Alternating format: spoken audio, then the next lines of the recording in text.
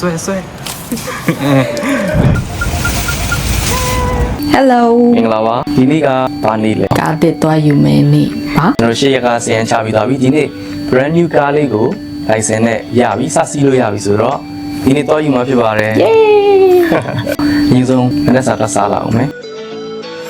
မနက်စာအဝါကြိတ်ပြီးတော့ခန်းထဲမှာပြန်လာနားကြတယ်ခဏနေတော့ showroom ကဖုန်းခေါ်လာတယ်ကားလေးရပါပြီတဲ့အဲ့ဒါနဲ့ပြင်ဆင်စရာရှိရတယ်ပြင်ဆင်ပြီးတော့မှဟိုတယ်ခန်းထဲကနေထွက်ခဲ့တယ်ရောက်ပါပြီ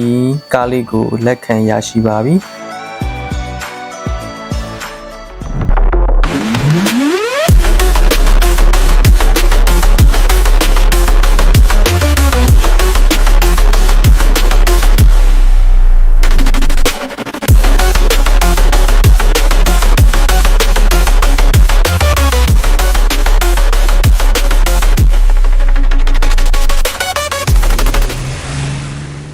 ကားပေါ်ရောက်လာပြီကားယူလာခဲ့ပြီဘယ်လိုလဲပြောပါဦး ရမိုက်ပါတယ်ကြိုက်ပါတယ်နှိတ်ခုံပါလို့